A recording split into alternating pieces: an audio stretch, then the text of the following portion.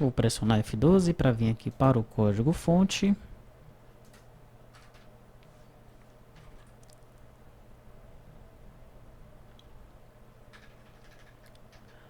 Os primeiros to-dos são idênticos aos to-dos lá das condições de pagamento, né? São como formatar os valores na grid principal e como resolver aquele probleminha, né? Quando a gente fecha o formulário, parece aquele erro esquisito, tá? Mais uma vez lembrando para você comparar essa janela com a primeira, que é de tipo de nota fiscal, onde o erro não acontece. Compare ela também com a janela pessoa, que tem muitos objetos, tem muitos componentes nessa janela e não acontece o erro lá na janela pessoa. Então por que está acontecendo nessas outras 4 janelas aqui de vendas? É muito importante saber qual é a origem desse erro e como corrigi-lo, tá? Perfeito. Aqui nos controles CRUD, método inserir, método editar, método excluir, sem nenhuma novidade.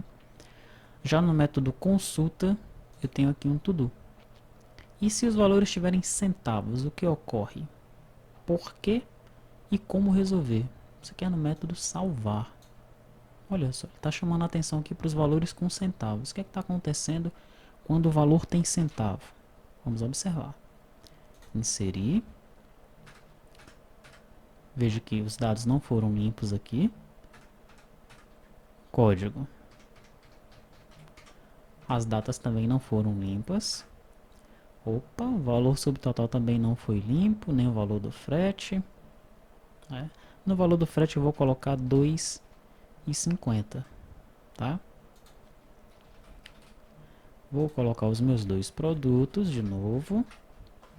Quantidade 5, 3, valor unitário 1,25, valor unitário 3,69.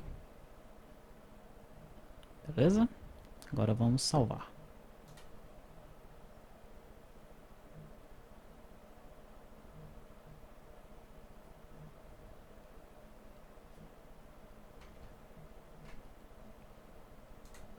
Aí, ó. Ocorreu um erro no servidor.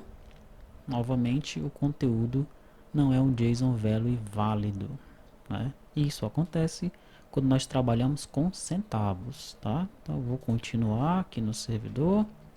Na aplicação cliente eu vou receber um erro de inclusão não realizada. Muito bem. Então, é isso que o meu to-do está querendo saber aqui, ó. E aí, se tiver centavos, o que é que está acontecendo? Já vimos, erro. Por quê? Provavelmente é a vírgula, né? Como resolver? É isso que nós vamos ver nesse to-do aí. Adiciono todos os itens no objeto Pi. Aqui eu trabalho com a minha lista, né, informando tudo que é necessário para os campos, depois adicionando esse objeto na lista. Depois, dependendo do objetivo, se eu estou inserindo ou editando, eu chamo aí o método inserir ou o método alterar lá do meu controller, tá? No edit cliente keydown, que é nesse carinha aqui, né, quando eu pressionar uma tecla nele, eu tenho um to-do, tanto nele quanto no de transportadora. O to-do diz assim: implemente a importação dos dados do cliente e dê atenção ao to-do que se encontra no evento edit id vendedor keydown. Mesma coisa para o transportadora. Você vai implementar a importação dos dados da transportadora, mas vai dar atenção ao edit que está no to-do que está lá no edit id vendedor keydown, que é esse aqui, ó. O edit id vendedor keydown, ele está funcionando, né? Vendedor F1, F9 aqui, ó, está trazendo os dados do vendedor. Mas eu tenho um to-do que diz o seguinte: o vendedor é vinculado ao colaborador. Vamos observar aqui na nossa tabela. Vendedor, ele tem o ID do colaborador, tá? O colaborador é vinculado à pessoa. Então, por exemplo, esse vendedor, ele é o colaborador 1. Beleza. O colaborador 1, colaborador 1, aqui, ó, ele é a pessoa 1.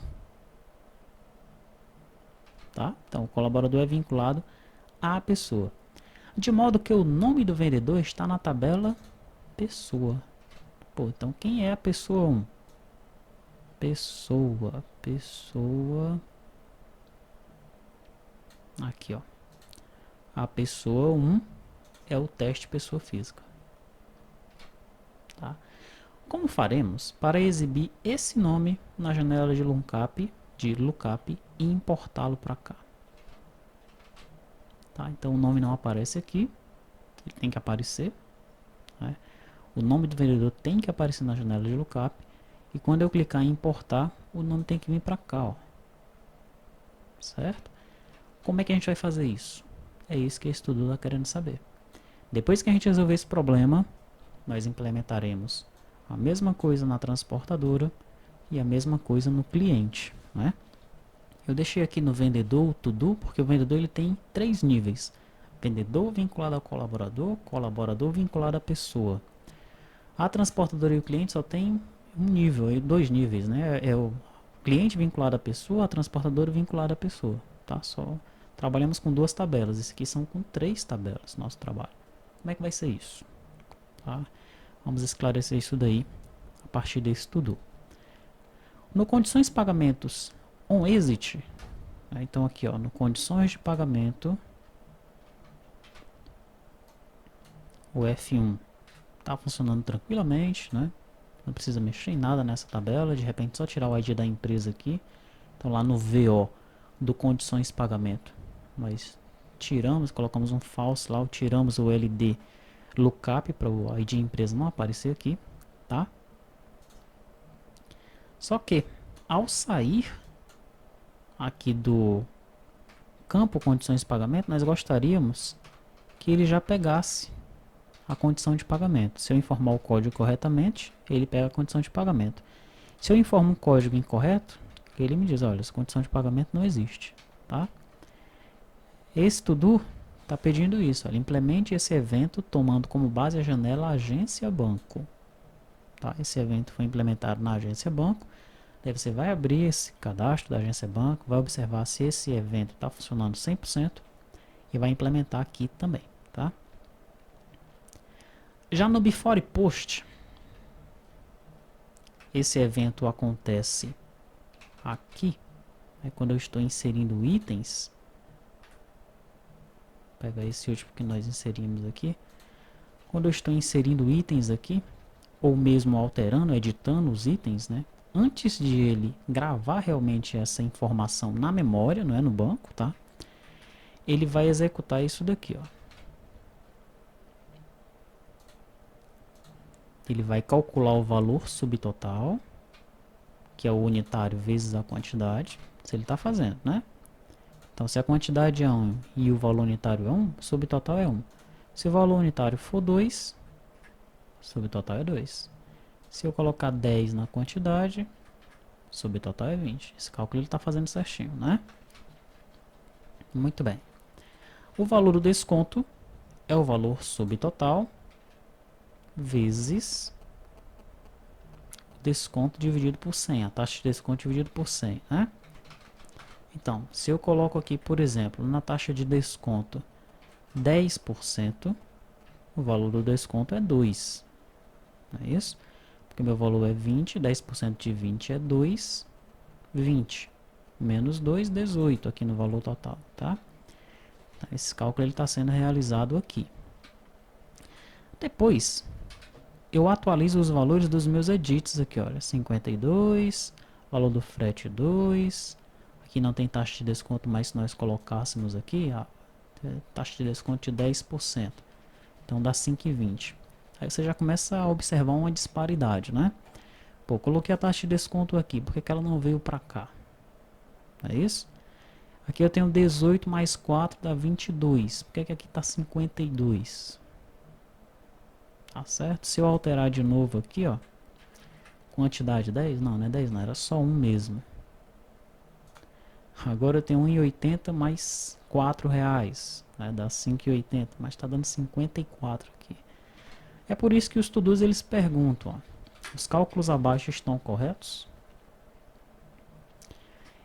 Como pegar o nome e o valor unitário do produto? Observe que quando eu informo aqui o produto de número 1, aqui eu tenho o nome do produto. Mas cadê? Não está vindo automático. E o valor unitário? Eu estou digitando. Não pode ser assim, né? Eu tenho que pegar o valor unitário automaticamente da tabela produto, assim como o seu nome. Sendo que no caso do nome aqui, é algo transiente. Eu vou apenas exibir para o meu usuário, mas eu não vou armazenar no banco de dados. Já o valor unitário não, eu vou armazenar o valor unitário do produto nesse meu item de orçamento. Tá? Como é que eu faço para pegar isso automaticamente da tabela produto? É isso que está querendo saber esse meu to-do aqui, tá? Finalmente nós temos um to-do relacionados aos campos IPI, CMS e ST, aqui no finalzinho. Para que servem esses campos? Qual é a necessidade deles? Como é que nós vamos preencher esses campos? É o que esse to-do está querendo saber, tá? Vamos ver se tem mais algum. Aqui eu tenho o grid para edits. Aqui, ó. Devemos impedir o acesso à alteração do pedido de acordo com o seu status. Por quê? Se você observar aqui, quando eu estou salvando o pedido, o orçamento, né? No status dele eu estou inserindo 1. Tá? O que é o 1 mesmo no status do pedido? O 1 é digitação. Tá? Só que esse pedido ele vai alterar de status de acordo com o que está acontecendo, né? Vai chegar um momento em que o pedido vai estar em produção, depois que ele vai estar em expedição. E aí, quando o pedido estiver em expedição, eu devo permitir a alteração dele? Não, né? Como é que a gente vai controlar isso, tá? Então, por exemplo, esse último pedido aqui, que é esse que nós estamos mexendo agora, eu vou cancelar aqui, tá? E vou alterar o status dele para 3, por exemplo. Eu vou consultar de novo aqui. O status dele está em 3.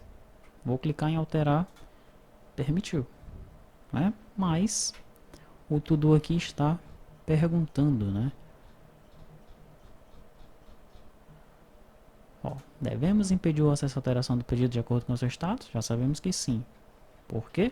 Porque se o pedido já está em produção, como é que a gente vai alterar o status? Como é que a gente vai alterar aquele pedido que já está em produção, né? Ou não, será que o raciocínio pode ser diferente? O pedido já está em produção, mas alguma coisa pode ser adicionada nele ainda? É isso que a gente vai discutir nesse tudo, tá certo? Se devemos impedir essa alteração, como é que nós vamos fazer isso, tá? Aqui nós temos os itens do orçamento e finalmente concluímos essa janela de orçamento de venda, tá?